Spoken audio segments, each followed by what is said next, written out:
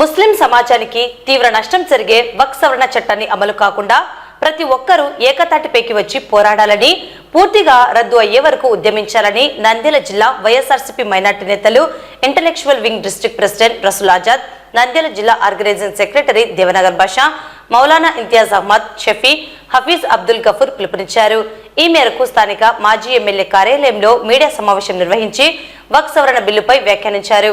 ఈ సందర్భంగా మౌలానా ఇంతియాజ్ అహ్మద్, రసూల్ ఆజాద్, దేవనగర్ బాషా మాట్లాడుతూ బీజేపీ ప్రభుత్వం కేంద్రంలోని ఉభయ సభలలో ముస్లిం సమాజానికి తీవ్ర నష్టం కలిగించేలా వక్ఫ్ సవరణ బిల్లు ప్రవేశపెడితే అందుకు మద్దతుగా టీడీపీ కూటమి ప్రభుత్వ రాష్ట్ర ముఖ్యమంత్రి చంద్రబాబు నాయుడు మద్దతు పలకడం ముస్లిం సమాజానికి తీరని ద్రోహం చేయడమన్నారు. ముస్లింల ఓట్లతో అధికారం చేపట్టిన చంద్రబాబు నాయుడు తమను మోసం చేశారని, ముస్లింల శ్రేయస్సు కొరకు అల్లా పేరున దాతలు ఇచ్చిన భూములను కొల్లగొట్టేందుకు, నల్ల చట్టాలను అమలు చేసేందుకు కుట్రలు పన్నుతున్నారని, ఇది అన్యాయం అన్నారు. వైఎస్ఆర్సీపీ అధ్యక్షుడు, మాజీ ముఖ్యమంత్రి వక్ఫ్ సవరణ బిల్లుకు వ్యతిరేకంగా తమ నేతలు 2 సభలలో వ్యతిరేక ఓటు వేశారని వారికి ప్రత్యేక ధన్యవాదాలు తెలిపారు.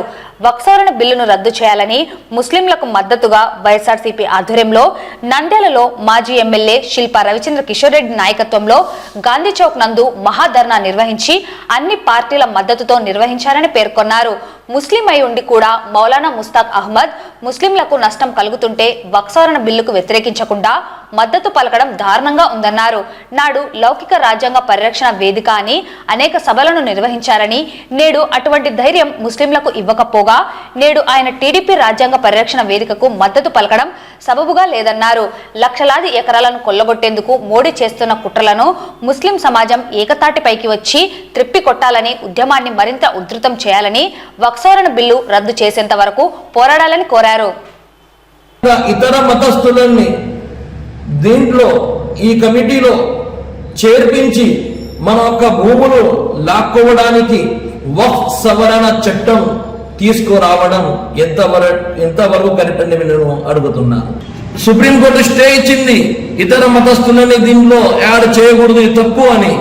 మీరు ఏ విధంగా ముస్లింలను ఛాతి పొడుస్తున్నారు? నేను అనుభవించుకుంటున్న చంద్రబాబు నాయుడు గారిని, మీరేమో రాజ్యసభలో, పార్లమెంటులో మోడీ గారితో, అమిత్ షా గారితో కలిసి ముస్లింల యొక్క భూముల్ని, వక్ఫ్ భూముల్ని తీసుకొని మళ్ళా మన దగ్గరకి ఇఫ్తార్ విందులో వచ్చి చెప్తున్నారు, నేను మీకు అండగా ఉంటాను, ఎటువంటి హాని కలగనివ్వను. ఇవి బూటకపు మాటలు తప్ప ఇంకొకటి ఏమి లేదని నేను గట్టిగా చెబుతున్నాను. నారా లోకేష్ బాబు గారిని నాది ఒక విన్నపం, ఈ రోజు మీరు రెడ్ బుక్ తీసుకొని తిరుగుతున్నారు. మీరు దాంట్లో ఏం రాసుకున్నారో, ఎవరి పెన్ను రాసుకున్నారో అది మీకే తెలుసు. కానీ రెడ్ బుక్ తీసుకొని మీరు తిరుగుతున్నారు కదా, ఇప్పుడు వక్ఫ్ సవరణ చట్టం బిల్లు నడుస్తుంది. మీ తండ్రి గారు పూర్తి మద్దతు వక్ఫ్ సవరణ చట్టం బిల్లును మద్దతు ఇచ్చినారు. ఇటువంటప్పుడు మీరు పట్టుకోవాల్సింది రెడ్ బుక్ కాదు, రాజ్యాంగం బుక్. మీరు రాజ్యాంగం బుక్ పట్టుకొని ఆర్టికల్స్ మొత్తం చదివి ముస్లింలకు మీరు మద్దతుగా ఉండాల్సిన అవసరం ఇప్పుడు ఎంతైనా ఉండేది. కానీ మీరు రాజ్యాంగం బుక్ను ఇడిసిపెట్టి రెడ్ బుక్ పట్టుకొని ఎవరిని జైల్లో వేయాలా, ఎవరిని మభ్య పెట్టాలా, దీని వెనుక మీరు తిరుగుతున్నారు. కానీ రాజ్యాంగాన్ని కాపాడడానికి ఒక్క అడుగు కూడా మీరు ముందుకు వేయడం లేదు. ఈ రోజు ప్రతి పిల్లడు అడుగుతున్నాడు, అమ్మా మాకు అమ్మ ఒడి పడిందా అని. అమ్మ చెబుతుంది, కొడుక అమ్మ ఒడి లేదు, తల్లికి వందనం ఇస్తారంట అని. అంటే పిల్లవాడు అంటాడు, అమ్మ ఒడి ఏమైపోయింది?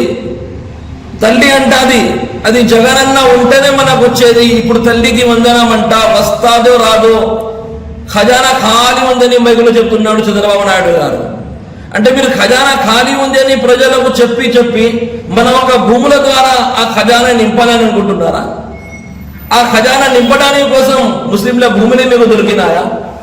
మరి గట్టిగా నేను ఈ మాట ఆలోచించుకుంటున్నాను. జగన్మోహన్ రెడ్డి గారు ఈ రోజుల్లో ప్రజల్లో పోతుంటే ప్రజలు బ్రహ్మణతో పడుతున్నారు, మీకు చీ కొడుతున్నారు. మౌలానా ముస్తాక్ అహ్మద్ గారు ఈ వక్ఫ్ బిల్ కాకముందు ప్రతి ఒక్క మాటల్లో ప్రతి ఒక్కరు అనుకున్నారు, ఒకవేళ ఈ బిల్ పాస్ అయితే, వక్ఫ్ సవరణ చట్టం బిల్లు పాస్ అయితే మౌలానా ముస్తాక్ అహ్మద్ గారు తన పదవిని రాజీనామా చేసి ప్రజల్లోకి వస్తారు అని ప్రతి ఒక్క ముస్లిం సోదరులు అనుకున్నారు. ప్రజలు అనుకున్నారు మీరు భారతదేశం మీద ఎంతో ప్రేమ చూపిస్తున్నారు, ముస్లింల తరపున ఎంతో ప్రేమ చూపిస్తున్నారు, ఇటువంటి లీడర్ మనకు కావాలా అని ప్రజలు అనుకున్నారు. ఇప్పుడు ఈ వక్ఫ్ సవరణ చట్టం బిల్లు పాస్ అయినాక కూడా ముస్లిం సోదరులు అనుకున్నారు మీరు మీ యొక్క పదవిని రాజీనామా చేసి మీరు బయటికి వస్తారని.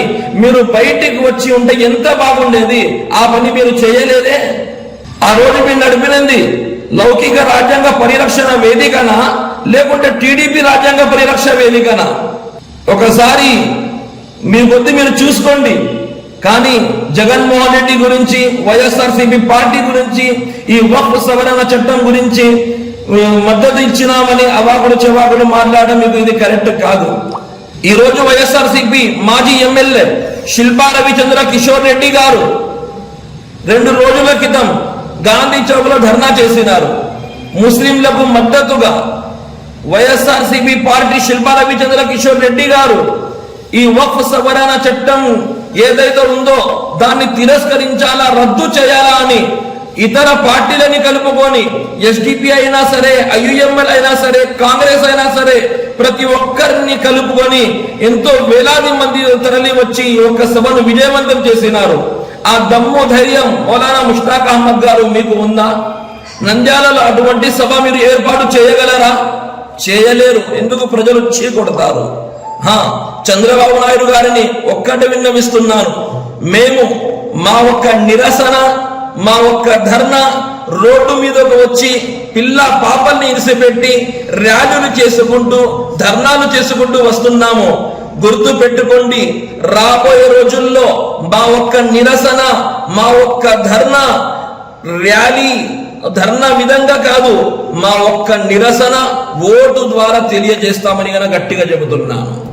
ఈరోజు ప్రభుత్వ రంగ సంస్థలన్నింటినీ కూడా ప్రైవేటీకరణ చేసి చివరిగా ఇక ముస్లింల ఆస్తులు, క్రిస్టియన్ల ఆస్తులు, చివరిగా దేవాలయ భూములన్నింటినీ కూడా తన అన్యాయులకు భారవత్తం చేయాలనుకుంటున్నారో తెలియదు. కానీ మొత్తం మీద ఈరోజు ముస్లింల యొక్క ఆస్తులన్నింటినీ కూడా ఒక అమెండ్మెంట్ ద్వారా, చట్టం ద్వారా ఈ వక్ఫ్ ఆస్తులను లాక్కోవాలన్నటువంటి ప్రయత్నం జరుగుతున్నటువంటి భాగంలో ఈరోజు మాకు సహకారం అందించినటువంటి ముస్లింలు, ముస్లిమేతరులు, ముఖ్యంగా ఈరోజు ముస్లిమేతరులు అంటే హిందువులే దాదాపుగా ముస్లింల యొక్క హక్కులను కాలరాయడం తప్పని చెప్పేసి భారీ స్థాయిలో ముస్లింలకు సపోర్ట్ చేయడం అనేటువంటిది చాలా గర్వించదగినటువంటి విషయం. సదా ముస్లింలంతా కూడా భారతదేశంలో ఉన్నటువంటి హిందువులకు ఎల్లప్పుడూ కూడా రుణపడి ఉండేటువంటి పరిస్థితి ఉంటుంది అని చెప్పేసి నేను వారికి మరొకసారి ధన్యవాదాలు తెలుపుకుంటా ఉన్నాను. చెప్తుంది గొప్పాస్తులు నిరుపయోగంగా ఉన్నాయి, అదేవిధంగా అన్యాక్రాంతమవుతున్నాయి. అదేవిధంగా వక్ఫ్ బోర్డులో మహిళల ప్రాతినిధ్యం లేదు, ముస్లిం మహిళల ప్రాతినిధ్యం లేదనే విషయం చెప్తుంది. అయితే అన్యాక్రాంతం అవుతున్నా, నిరుపయోగంగా ఉన్నా దాని బాధ్యత ఎవరిది? ప్రభుత్వాలది. గతంలో ఇన్ని సంవత్సరాలుగా 10 సంవత్సరాల నుంచి వచ్చిన బీజేపీ గవర్నమెంట్ ఏం చేస్తుంది? మీరు ఏం చేస్తారో, ఏ విధంగా ఉపయోగించాలని చెప్పి చేయాలి తప్పనిస్తే సవరణ చట్టం చేస్తామని చెప్పి అన్య మతస్థులను తీసుకుని వచ్చి దీనిలో పెడతాము, అధికారులకు ప్రవర్తిస్తామంటే మా ఆస్తులు తీసుకోవడమే మీ ఉద్దేశం తప్పనిచ్చే వేరేది లేదని చెప్పి తెలియజేసుకుంటాను. అదేవిధంగా మహిళలు, ముస్లిం మహిళల ప్రాతినిధ్యం లేదంటున్నాం. ముస్లిం మహిళల ప్రాతినిధ్యం ఉండాలంటే ముస్లిం చట్టసభల ద్వారా, నీ బీజేపీ తరఫున నుంచి లోక్సభలో కానీ, రాజ్యసభలో కానీ, ఈ దేశంలో ఉన్న ఏ రాష్ట్రంలో ఒక శాసనసభలో కానీ బీజేపీ తరఫున ఒక ముస్లిం మహిళ లేదు. ముందు వాళ్ళని చట్టసభలకు పంపిస్తే వాళ్ళ పోరాటం వాళ్ళే చేసుకుంటారు తప్ప వాళ్ళ బాధ్యతను నువ్వేదో నెత్తిని తీసుకుని వాళ్ళని పెడతా బాగా చేస్తా అని చెప్తే ఈ మాటలు నమ్మడానికి ఎవరు లేరు. ఇది క్లియర్ గా సుప్రీంకోర్టు కూడా ఖచ్చితంగా మధ్యంతరం ఉత్తర్వులు ఇస్తుంది. మే 2వ తేదీ ఖచ్చితంగా ఇది మాకు అనుకూలంగానే వస్తుంది తప్ప మీరు ఏ రకంగా కూడా దీనికి కోరు.